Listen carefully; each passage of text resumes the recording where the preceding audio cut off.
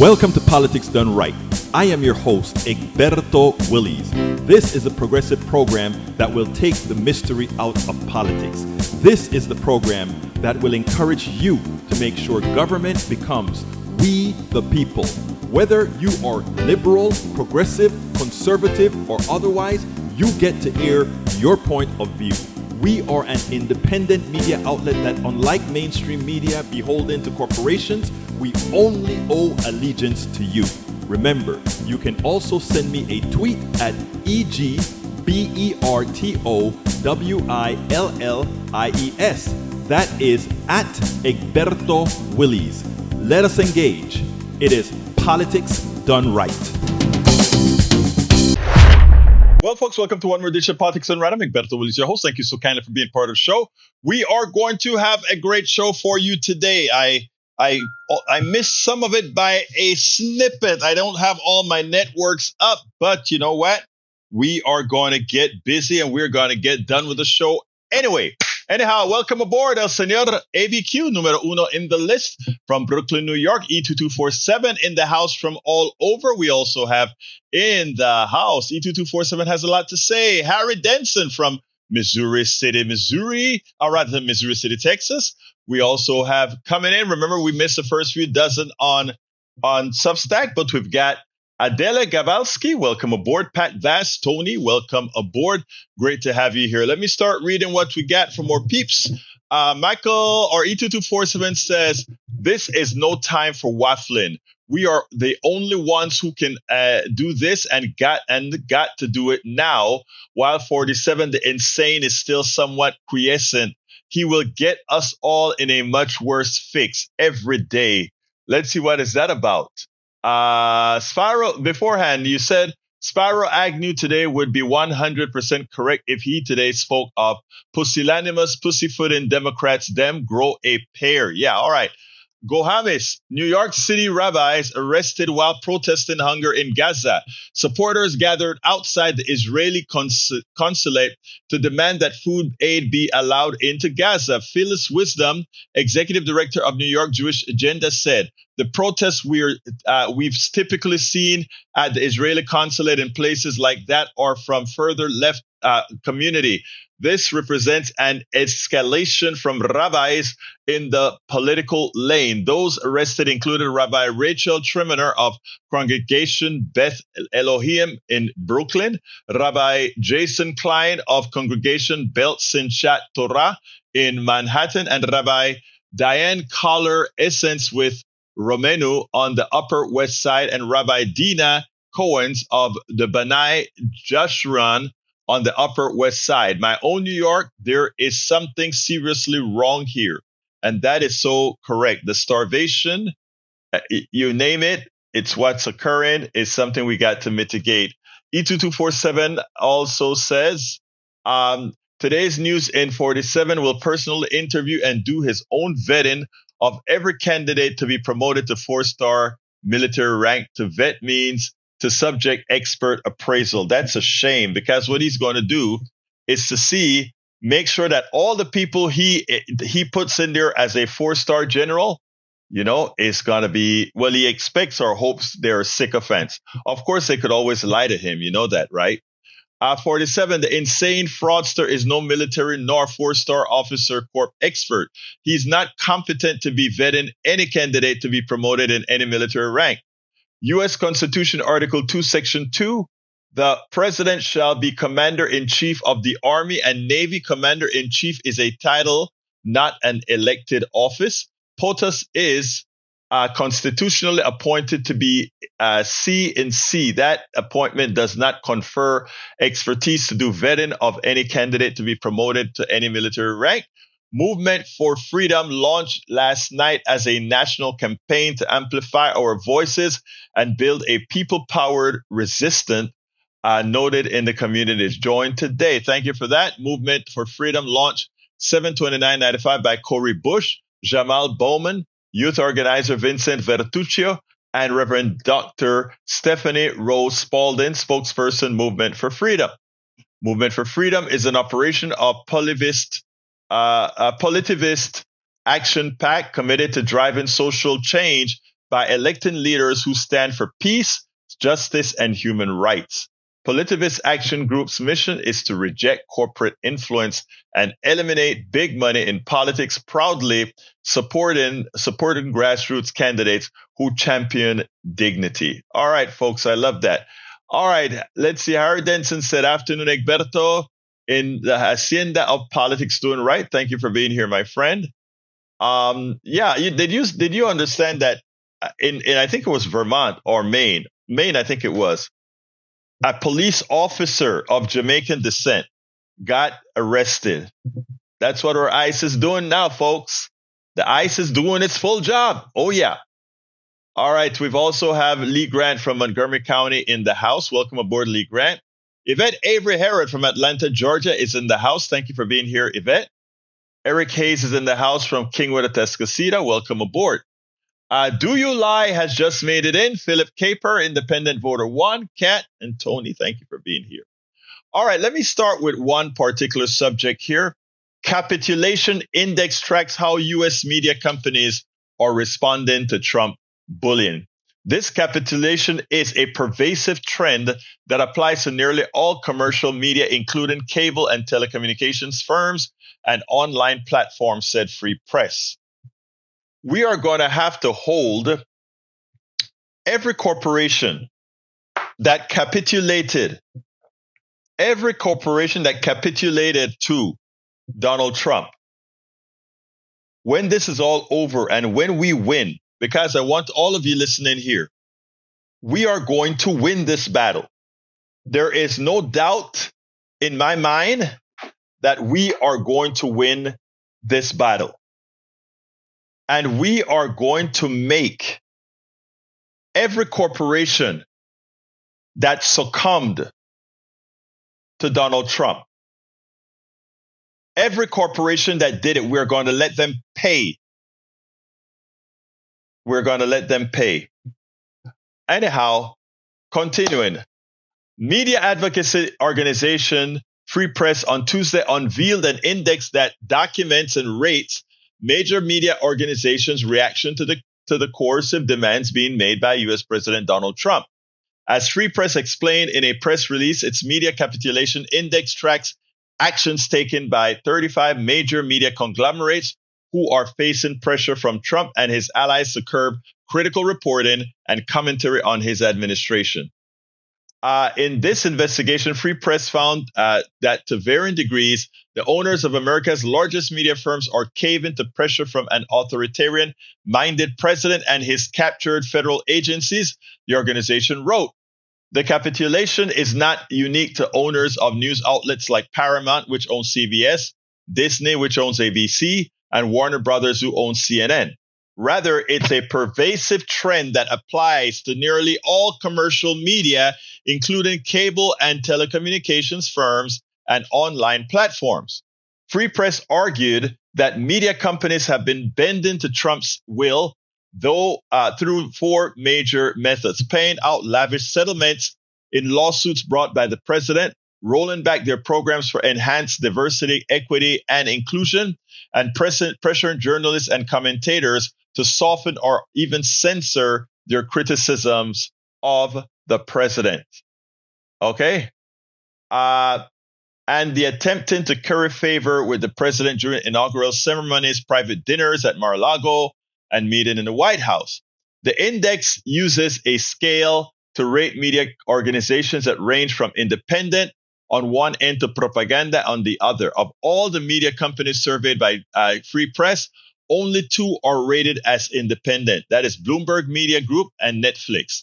The New York Times Company, for now, is the least compromised of any print media conglomerate outside of Bloomberg and is merely listed as vulnerable, while Nat Capital, the owner of the Los Angeles Times, is the most compromised and is rated as obeying the Trump administration. We should remember what happened when they tried to endorse Kamala Harris, how the CEO pulled it, the chairman pulled it rather quickly.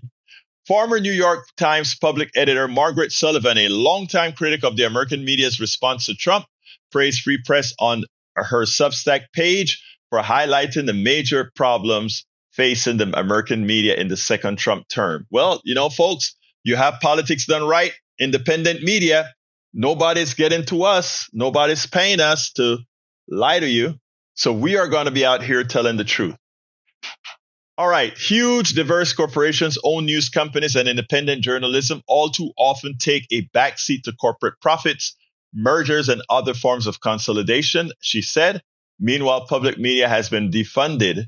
Local journalism lacks local ownership, and partisan propaganda has found an influential home on radio and cable news. She also interviewed Tim Carr, who worked as Free Press Senior Director of Strategy and Communications, about why her former employer did not earn an independent rating on the index. Wow. There is a tendency to both sides reporting about the Trump administration, Carr said of the New York Times coverage, which she added give it both weight. Let's see. Welcome aboard. Boxall says they capitulated to Obama, the FBI, and the Democrat millionaires. You must be dreaming. You must forgot what they did to Obama. You must don't have a good memory, my dear Ernie Boxall. I'd suggest you remember how one of the biggest problems in Obama's administration was the lies that they allowed to go through. We shouldn't forget that just the birther movement alone, the press ran with. It wasn't something justifiable. Obama's mother was an American white woman. The press should have immediately said, because of who Obama's mother is, it did not matter who Obama, where Obama was born. He's a natural born citizen because of who his mother was. But they made believe they didn't know that. The mainstream media did. So come on now. GR, welcome aboard. Vicky Matson, welcome aboard. Politics Done Right. And if you're talking 2020, it's even worse. So no, the media has never capitulated to Democrats. They've always done so to right-wingers because I don't know. I guess they're afraid of them. I guess they are afraid of them. Let me see if I can pick up on the index. Online platform streaming. Let me put it on the screen because this is from our Free Press is on Substack. So let me go ahead and put that on the screen. As you can see, SpaceX very compromised. TikTok to be determined. Netflix is doing a good job. Meta compromised. Apple compromised. Amazon compromised. Alphabet compromised. They're all compromised. Let's see the other broadcast media. Odyssey not yet rated. Hearst, they're all, look at that. All of them are compromised to some extent.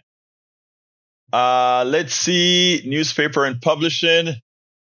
Let's see, I don't see them having, well, I guess they don't consider Substack a newspaper because I don't see them have it rating in publishing, which may be a good thing. But anyway, let's continue here. You're lying again. I don't lie, my dear brother Boxall, but I'll let you slide with that one. Okay, let's see. Let's continue here. Let's continue here. I'm looking at the chat to see what I need to cover before I move on. All right, Vermont Councilman. I'm not going to read that one. Let's continue. All right, Bruce Pollard says, I am in the little house out back. Your Hebrew pronunciation is pretty good. Really? I guess that means it is similar to the way we enunciate in Spanish. Ernie Boxall, you may not consider yourself my brother, or rather, I am not your brother, but I consider you a brother. You see, let me tell you something, Ernie. And I want everybody to see, Ernie is a MAGA guy that gives me hell on Substack. Okay? I want to talk directly to Mr. Ernie Boxall. It is okay for you to hate me. It is okay for you to despise me. It is okay for you to, but you know what I do notice is that you're here every day, morning and night. I love you, brother. I consider you my brother. If I see you hurt, I will try to help you. You see, because the only reason you hate me is because of what the right wing has taught you, Mr. Boxall. The right wing has lied to you about everything that I represent. everything that those of us that are progressive represent, anything that those of us who really care about America represent. They had to lie to you. They had to convince people like you that were willing to accept the lie. They had to convince you to hate so that they could continue damaging America. It's not that they want to damage America, really. It is that they just want to profit for themselves only. Right? That's what it's all about. And they've convinced you to hate me. They've convinced you to hate progressives. But I don't hate you, brother. I just look at you for what you really are. Someone whose mind has been compromised. Okay? Somebody whose mind has been compromised, my brother. And I understand it. If I hate you, I allow the people who are puppeteering your mind to win. And I won't allow that. I won't allow the puppet masters that have your mind to win. So I will continue talking to you. I will continue engaging you. I'll continue to engage everybody, but I won't leave you alone. And I want you to also know there will be a place here for you to land. Okay? But you are completely and entirely ill-informed. Completely. Mathematically, morally, and in every fashion possible. But it's okay. Welcome. Independent Voter 1 says, Ernie, hate is never a solution. The longer you hold on to it, the longer your problem will persist. Ernie comes back and says, the only thing on my mind is I've heard your Marxist speech before. You see, and that's the thing. They've taught you those words, but they haven't taught you what that means. What do I support that will harm you? As opposed to what do I support that would make life better for you? And that's the thing. You have been given words to lie to yourself, brother. That's all. But it's okay. It is okay. I won't fall for it ever. So continue your hate, brother. Continue your hate. All right, folks, let's go to the first video.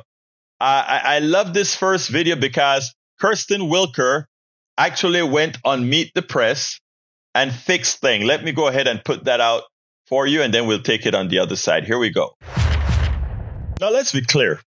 The Obama accusation that Trump is doing as far as, Obama committed treason because of the Russian collusion, etc., is hogwash.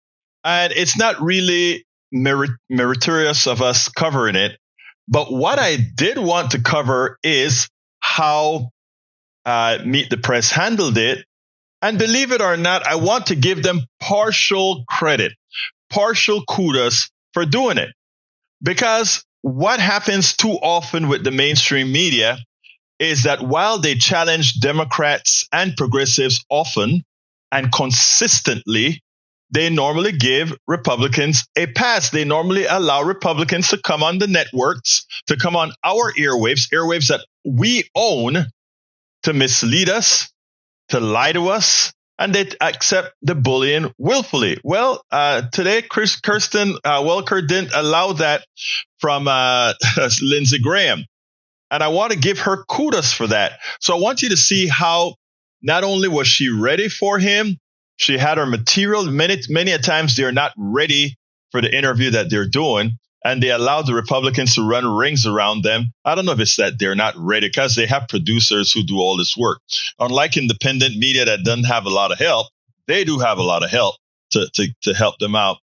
I want you to listen to this exchange because not only did she challenge him in real time, she had the receipts with all the things that he had said previously. So check this out, and then we'll take it on the other side. Senator Graham, let me ask you about this twist that happened this week. President Trump seemed to want to try to shut down questions about the Epstein files by accusing former President Obama of treason. This came as his director of national intelligence, Tulsi Gabbard, declassified documents which allege top Obama officials manufactured information related to Russian interference in the 2016 election. Now, Senator, as you are well aware, this actually contradicts a bipartisan Senate intelligence report led by Marco Rubio, which found that Russia did, in fact, interfere in the election. Do you actually believe that former President Obama committed treason? Well, I think somebody needs to look at what we found. The Intel Committee looked at the matter, and they said in 2017, the intelligence analysis of 2017 showing that Russia was trying to interfere in our election was real. They didn't achieve their goal. But what she found, Ms. Gabbard, is that in 2016, the intelligence community told President Obama there's no evidence that Russia was involved in trying to change the outcome of the election. And he supposedly told a group of people, keep looking, and the analysis changed. So what we're looking at is what role did Obama play in 2016 to change the narrative that resulted in 2017? I'm not alleging he committed treason, but I am saying it bothers me. It's disturbing that this is new information. And now you got the number 2 guy at the FBI, Mr. Bongino, saying he's seen things that has changed his life. And I assume now he's referring to Russia. So the best way to handle this is if there is evidence of a crime being committed or suspected evidence of a crime being committed, create a special counsel to look at it. I think that's the best way to go. Okay, let me follow up with you on your calls for a special counsel investigation. As you know, Senator, there was already a Trump-appointed special counsel at the time investigating the origins of the Russia probe. It did not find any evidence of political interference. And Senator, at the time, you agreed with the findings of the intelligence community. I want to play back what you said at the time. Take a look. The Russians did it. It was the Russians who tried to interfere in our election. Every member of the committee agrees it was the Russians. They didn't change the outcome, but they did release information embarrassing to the Democratic Party. It did affect Hillary Clinton. There's only one person in Washington that I know of that has any doubt about what Russia did in our election, and it's President Trump. Senator, are you now saying that you don't believe that Russia tried to interfere in the 2016 election? But what I'm saying is that this is new evidence. This is something I didn't know, you didn't know, that in 2016, Obama suggested, I don't like the outcome, that there's no evidence Russia was involved. Well, now we all say Russia was involved, but in 2016, they said Russia wasn't involved. What the hell happened? Let's get a special counsel. Hold on, Senator. As you know, former President Obama has weighed in through a spokesperson. He says that's just patently false. I actually spoke to Susan Miller, who's a former senior CIA officer who helped oversee the 2017 intelligence assessment on Russian interference. She says it's completely false that Obama or anyone else asked them to change or sway their investigation. She says she says, and she's a Republican, says they all would have quit if that had happened. Senator, are you trying to rewrite history to distract from the Epstein matter, Senator? No, I'm trying to let you know and the media know that we found something we didn't know before. Senator, you're saying there's something new. This report goes back to 2020. It's 5 years old. There's actually nothing new in this report and nothing that changes any conclusion. But I want to talk about Gaza. Turned over is new to me. Senator, it's new to me. But Senator, you're trying to sweep this stuff under the rug, and that's not right. But Senator, you know that at the time you said you did believe the assessments and the multiple investigations. Great. Now, here is a funny thing. Before I give her a bit of kudos for challenging this senator that is nothing more than a sycophant, guy that actually said Donald Trump could never win, would never win, or they will not allow to win. But anyhow, notice what they want you to believe. The investigation took place in 2017. The report came out and said that in fact, Russia was involved. But it didn't have a material effect on the voting machines. But as far as social media, etc., Russia did have a big influence on pushing Donald Trump's notions, if you will. But that happened in 2017 that they said it. the thing that they want to go back to is 2016. So how comes you're backing up to 2016 when in 2017 already the facts were proven? And then in 2020, when Donald Trump was already president, even his Department of Justice came out and said the same thing. And for those who say the Mueller report didn't show any collusion with Russia, you are dreaming. Read the report. The report explicitly points out all the different interactions between the Donald Trump campaign, etc., and Russia.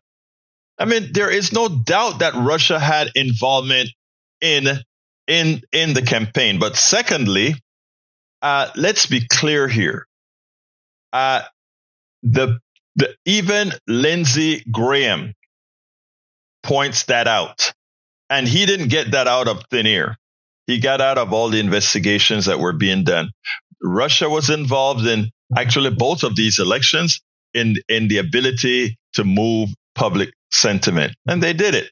But anyhow, let's give Kirsten Welker a kudos on this one, because the mainstream media partially did its job.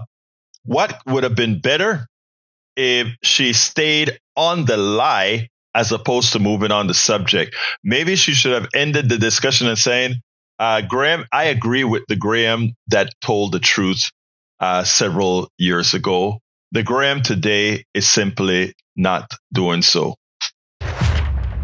Absolutely so. Absolutely so. Anyway, I want to point out something that Michael Rodin puts out here. And he said, Russia did interfere. But we know that. But the part that you said something else that I wanted to point out. Madre, where is it? Where is it that he pointed it out?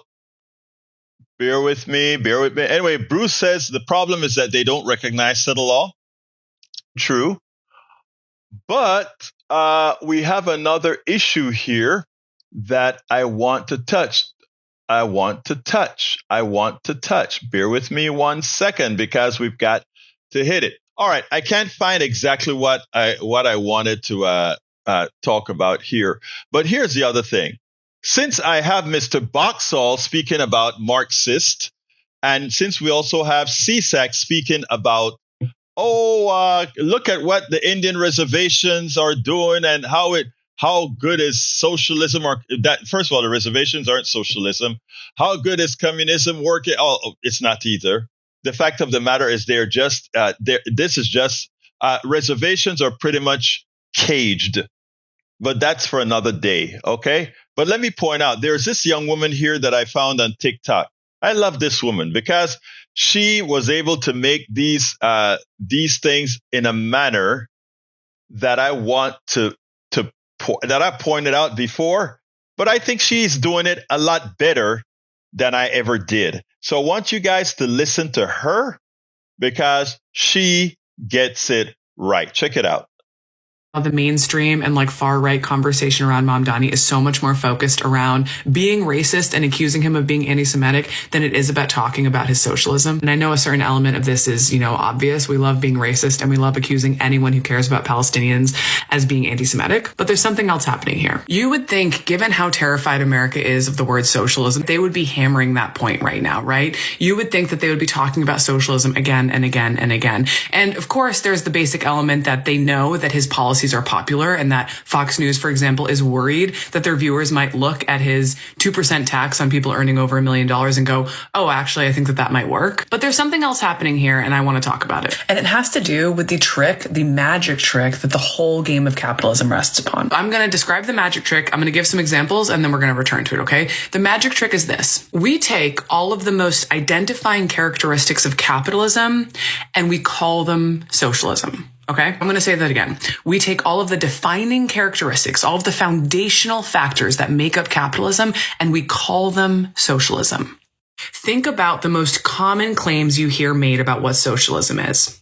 Socialism is a form of institutionalized control over your life that leaves you powerless. That's not socialism. That's capitalism. How about this? Socialism is when the government takes all of your money and funnels it into programs that you don't support and have no control over.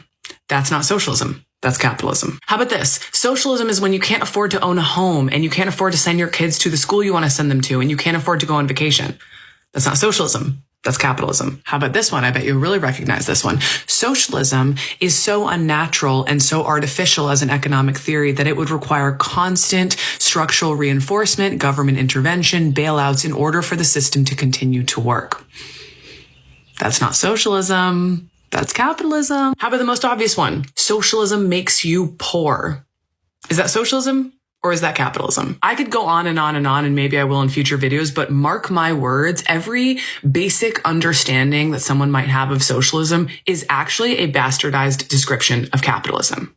Now, what are we taught about capitalism? We are taught that capitalism is about meritocracy. It's about free trade. It's about fair trade, competition, owning what's yours. Capitalism is none of that, as I have learned in a recent episode where Katie basically schooled me on all of this. You should listen to it if you're interested. All of the things that we claim capitalism is defined by, like free trade and wealth building and meritocracy, those were present before capitalism. They have existed in countless other economic theories, and they will be present when capitalism falls. They are not defining features of capitalism. What capitalism is defined by is capital. It's assets. And what capitalism does is divide people into two categories, owners and laborers, okay? So there are the owners of capital. So you might own your house outright. You might be buying into the stock market either through your investments or through your retirement funds. And then there are the laborers. There are the people who only make money through wage work, who will never buy into the assets, okay? They will never be able to siphon money off into retirement funds. They will never own their home outright. They will leverage themselves through debt. And they will work their whole lives to make the assets that they don't own worth more.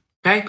Owners, laborers. Now, most people in America are not owners. Most people are exclusively laborers. Most people do not own their homes. Most people will never have a retirement account.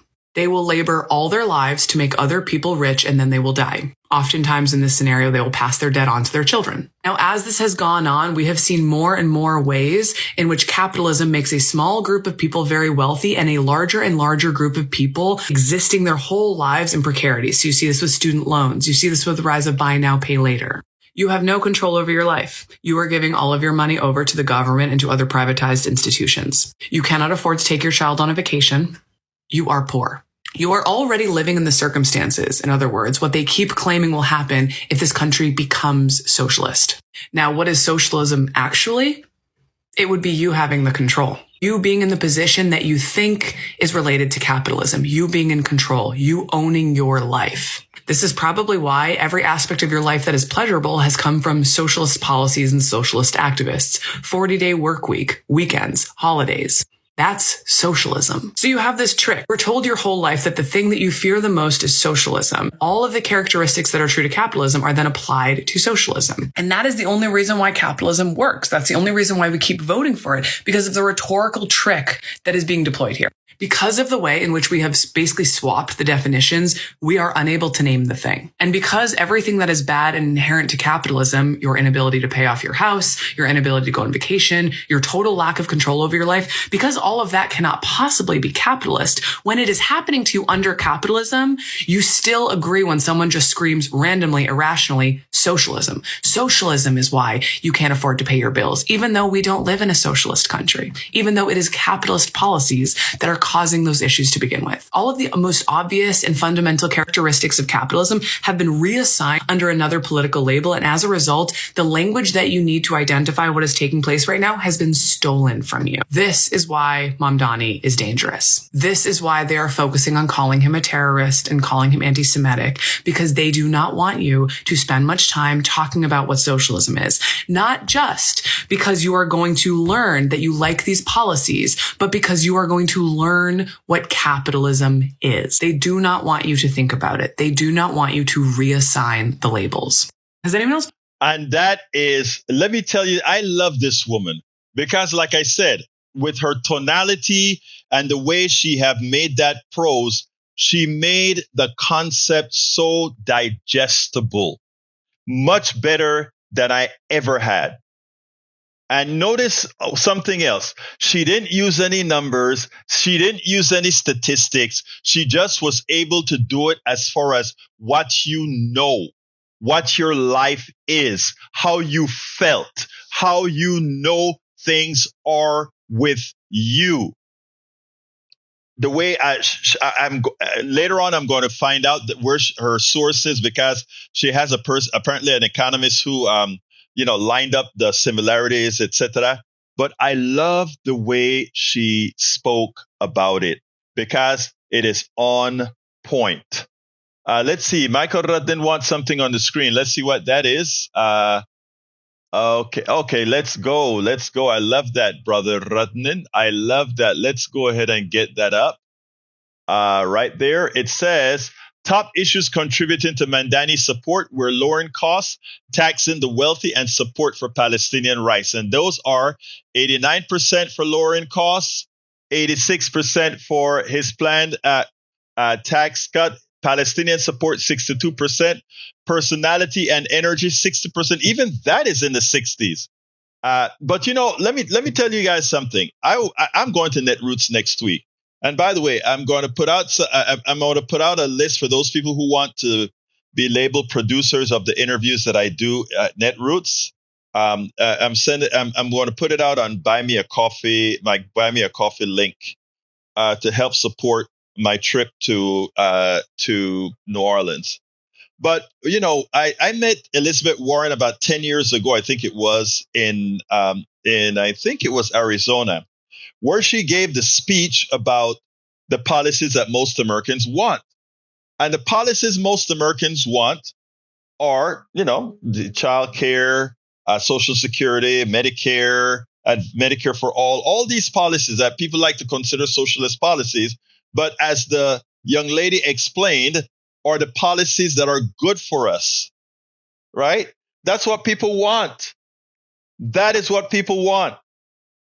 And all those troglodytes that you see trying to fool you is just what she said.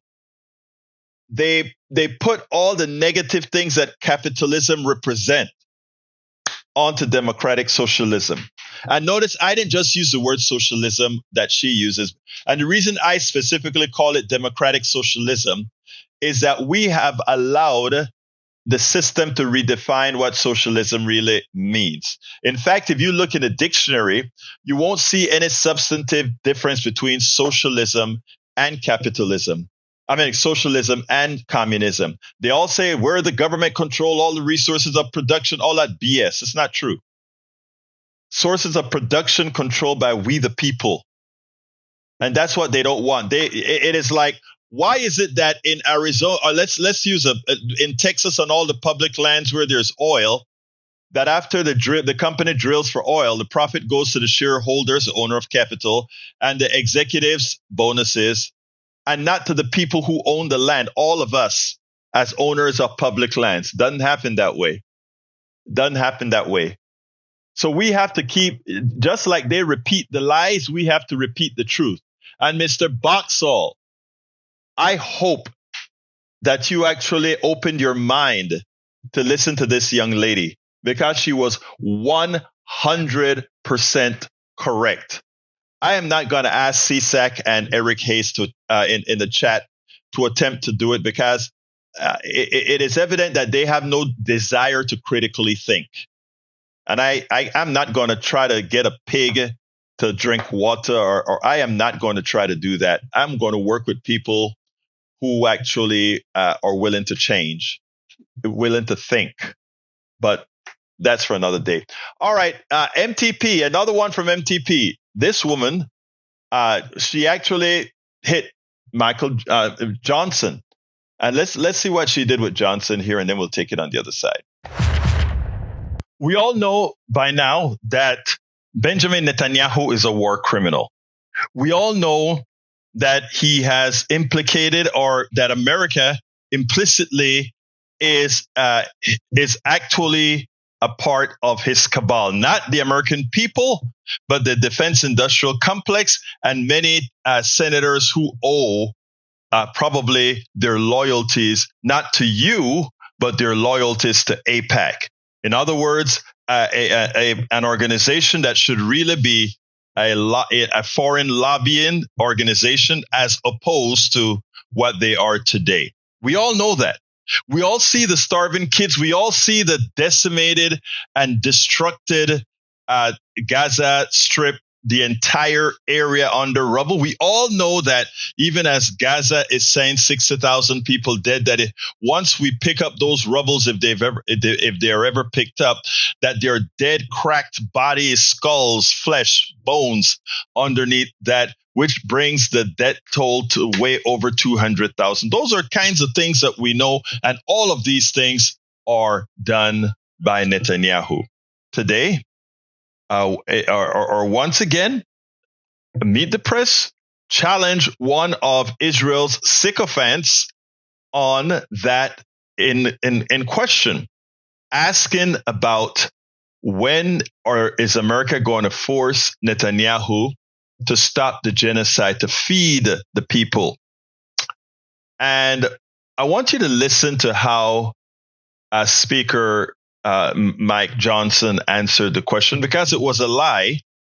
And the great thing about it is that at last, in one particular episode of Meet the Press, 2 Republicans called out for what they do best, and that is lie.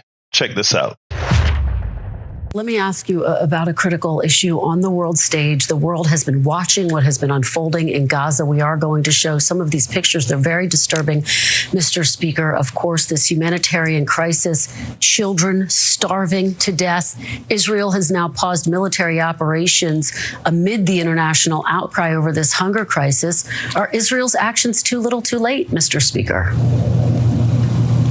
The images are disturbing and heartbreaking. We all want a peace there in that region. President Trump is trying to forge that, and we support it 100%. I will tell you that I've spoken to my friend Ambassador Leiter, the Israeli ambassador to the U.S., and to other Israeli officials. This is important to note. Israel, since this war began, has supplied over 94,000 truckloads full of food. It's enough food to feed 2 million people for 2 years, trying to get that into Gaza. But Hamas has stolen the food, a huge amount. In fact, in 2024, the numbers are that Hamas profited over $500 million in stolen food aid that was supposed to go to these poor people who needed it. That's half of their budget. So this is a broken system. The UN needs to work with Israel to make sure that the food is getting to the people that need it most. The IDF, I'm told as recently as this morning, will begin tomorrow in opening new channels of distribution to get it to those people who are desperately in need. That's Israel's intention. That's the U.S.'s intention, and the UN as well. All right, Mr. Speaker, we are out of time. We should note the New York Times just yesterday did report that the IDF never found proof that Hamas had systematically stolen deliveries of aid provided by the UN and other groups. We do really appreciate your joining us, and I hear you defending the Israeli position on that. So yes, she allowed him to hang himself.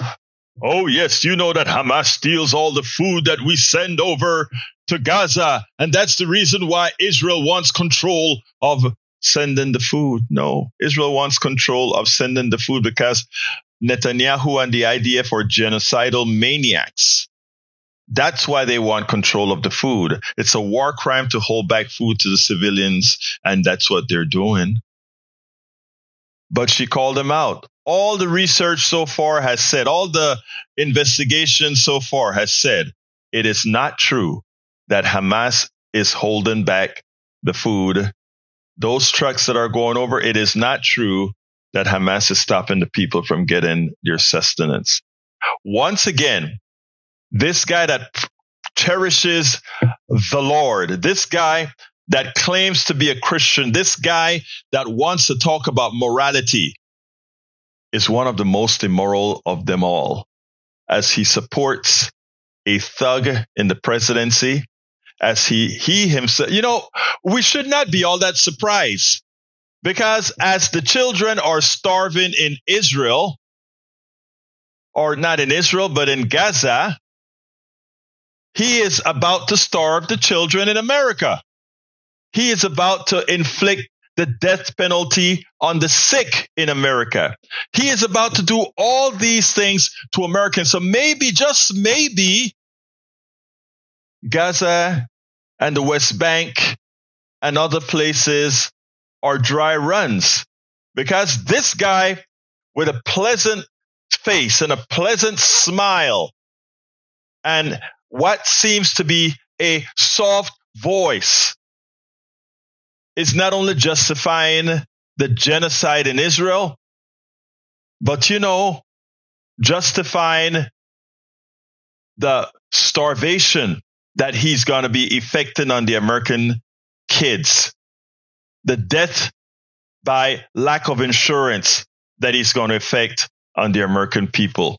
So again, it is not too hard to understand why they support Netanyahu and the IDF. After all, they're just killing using different methods. Try to find those lies. We try to find those lies. We try to find those lies. Welcome aboard, Adam W. Welcome aboard. Adam W. says Johnson is a liar and a damn thief. True. They blow up food vans and launch missiles at the press. UNICEF, Doctors Without Borders, and Adam others, just to name a few. Precisely what Trump would do to us here in the U.S. that he finds undesirable if he gets away with it, and we won't let him get away with it. Owners, masters, laborers equals slaves. Exactly. I've been preaching that for some time now. And it's great to see that we have all these other people working with that. And by the way, TikTok, Eric, if you want to know why I love TikTok, because it's still freedom reigns. You still have people that are out there that are free thinkers that have unadulterated access to all our eyes and ears instead of being rammed through the mainstream media that is owned by the plutocracy. So I love it. And this young woman, let me put her face back up again because I love this woman. This woman's what she had to say about capitalism, and I am going to put the link. I am going to put the link in the chat because I think all of you should listen to her stuff.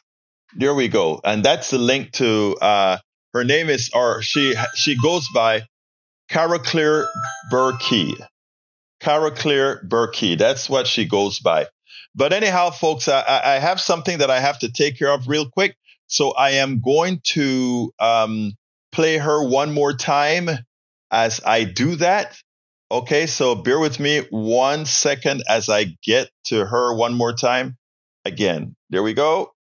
Basically schooled me on all of this. You should listen to it if you're interested. Let's do it. On being racist and accusing him of being anti-Semitic than it is about talking about his socialism. And I know a certain element of this is, obvious. We love being racist and we love accusing anyone who cares about Palestinians as being anti-Semitic. But there's something else happening here. You would think, given how terrified America is of the word socialism, they would be hammering that point right now, right? You would think that they would be talking about socialism again and again and again. And of course, there's the basic element that they know that his policies are popular and that Fox News, for example, is worried that their viewers might look at his 2% tax on people earning over $1 million and go, oh, actually, I think that might work. But there's something else happening here, and I want to talk about it. And it has to do with the magic trick that the whole game of capitalism rests upon. I'm going to describe the magic trick. I'm going to give some examples, and then we're going to return to it, okay? The magic trick is this. We take all of the most identifying characteristics of capitalism, and we call them socialism. Okay, I'm going to say that again. We take all of the defining characteristics, all of the foundational factors that make up capitalism,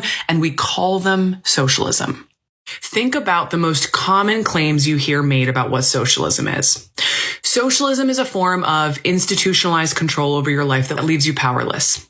That's not socialism. That's capitalism. How about this? Socialism is when the government takes all of your money and funnels it into programs that you don't support and have no control over. That's not socialism. That's capitalism. How about this? Socialism is when you can't afford to own a home and you can't afford to send your kids to the school you want to send them to and you can't afford to go on vacation. That's not socialism. That's capitalism. How about this one? I bet you'll really recognize this one. Socialism is so unnatural and so artificial as an economic theory that it would require constant structural reinforcement, government intervention, bailouts in order for the system to continue to work. That's not socialism. That's capitalism. How about the most obvious one? Socialism makes you poor. Is that socialism Or is that capitalism? I could go on and on and on, and maybe I will in future videos, but mark my words, every basic understanding that someone might have of socialism is actually a bastardized description of capitalism. Now, what are we taught about capitalism? We are taught that capitalism is about meritocracy. It's about free trade. It's about fair trade, competition, owning what's yours. Capitalism is none of that, as I have learned in a recent episode where Katie basically schooled me on all of this. You should listen to it if you're interested. All of the things that we claim capitalism is defined by, like free trade and wealth building and meritocracy, those were present before capitalism. They have existed in countless other economic theories, and they will be present when capitalism falls. They are not defining features of capitalism. What capitalism is defined by is capital. It's assets. And what capitalism does is divide people into two categories, owners and laborers, okay? So there are the owners of capital. So you might own your house outright. You might be buying into the stock market either through your investments or through your retirement funds. And then there are the laborers. There are the people who only make money through wage work, who will never buy into the assets. Okay. They will never be able to siphon money off into retirement funds. They will never own their home outright. They will leverage themselves through debt. And they will work their whole lives to make the don't own worth more. Okay? Owners, laborers. Now, most people in America are not owners. Most people are exclusively laborers. Most people do not own their homes. Most people will never have a retirement account. They will labor all their lives to make other people rich, and then they will die. Oftentimes in this scenario, they will pass their debt on to their children. Now, as this has gone on, we have seen more and more ways in which capitalism makes a small group of people very wealthy and a larger and larger group of people existing their whole lives in precarity. So you see this with student loans. You see this with the rise of buy now, pay later. You have no control over your life. You are giving all of your money over to the government and to other privatized institutions. You cannot afford to take your child on a vacation. You are poor. You are already living in the circumstances. In other words, what they keep claiming will happen if this country becomes socialist. Now, what is socialism actually? It would be you having the control. You being in the position that you think is related to capitalism. You being in control. You owning your life. This is probably why every aspect of your life that is pleasurable has come from socialist policies and socialist activists. 40-day work week, weekends, holidays. That's socialism. So you have this trick. We're told your whole life that the thing that you fear the most is socialism. All of the characteristics that are true to capitalism are then applied to socialism. And that is the only reason why capitalism works. That's the only reason why we keep voting for it, because of the rhetorical trick that is being deployed here. Because of the way in which we have basically swapped the definitions, we are unable to name the thing. And because everything that is bad and inherent to capitalism, your inability to pay off your house, your inability to go on vacation, your total lack of control over your life, because all of that cannot possibly be capitalist, when it is happening to you under capitalism, you still agree when someone just screams randomly, irrationally, socialism. Socialism is why you can't afford to pay your bills, even though we don't live in a socialist country, even though it is capitalist policies that are causing those issues to begin with. All of the most obvious and fundamental characteristics of capitalism have been reassigned under another political label. And as a result, the language that you need to identify what is taking place right now has been stolen from you. This is why Mamdani is dangerous. This is why they are focusing on calling him a terrorist and calling him anti-Semitic,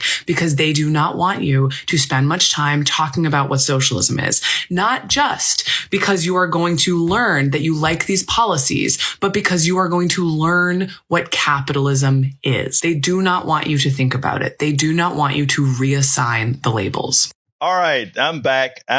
Sorry about that, guys. I had to step out because there was something happening. Anyway, so let me just say one thing, right? Because this is actually very important. Our media has always been complicit in misinforming. Always been complicit in misinforming.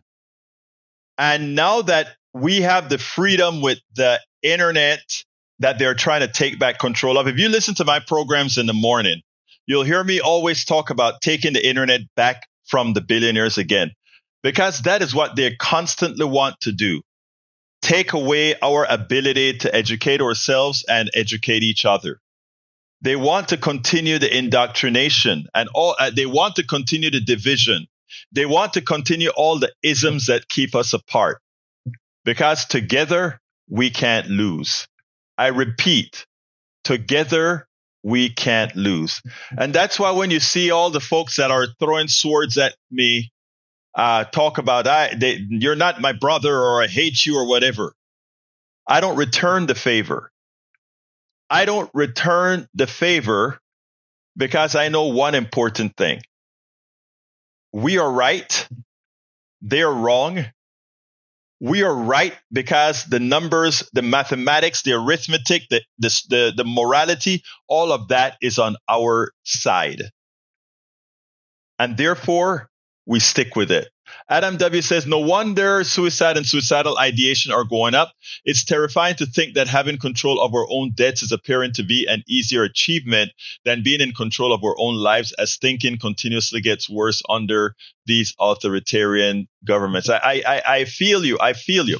Anyway, I got to get out of here. Folks, thank you so kindly for spending this time with me. I really do appreciate it. I do honor it. And I'd like to ask you, of course, every time I end the show, to please consider becoming supporters of our program. And how can you do that? By becoming paid subscribers of our newsletter. And how do you do that? You go to politicsdoneright.com/newsletter, politicsdoneright.com/newsletter, and become a paid subscriber. That is how we fund all that we do. If you want to know what we do, just go to the About section of our Substack, or go to politicsdoneright.com/info. I think it is. Let me make sure that it is. I think it's politics. We have so many links. You know how that goes. I think it's politicsdoneright.com/info. I am pretty sure that's it. Yeah, politicsdoneright.com/info. You can see all the different things that we actually do. So please consider keeping us alive, allowing us to continue doing this very, very important work by becoming paid subscribers. And doing that again is going to politicsdoneright.com/newsletter. All right. I've got to get out of here. I'm going to the gym. You know, I still have to go to the gym. Sitting down 16 hours behind a computer, you got to get some exercise somewhere. So I'm going to go get that now for about an hour and a half and then get back to work. Love you all. Thank you all. My name is Egberto Willies. This is Politics Done Right. And you guys know how I end this baby. I am what? Out.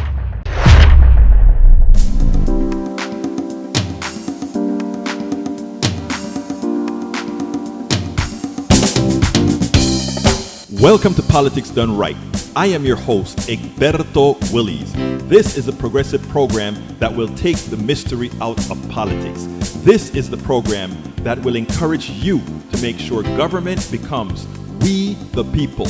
Whether you are liberal, progressive, conservative, or otherwise, you get to air your point of view. We are an independent media outlet that, unlike mainstream media beholden to corporations, we only owe allegiance to you. Remember, you can also send me a tweet at EGBERTOWILLIES. That is at Egberto Willies. Let us engage. It is Politics Done Right.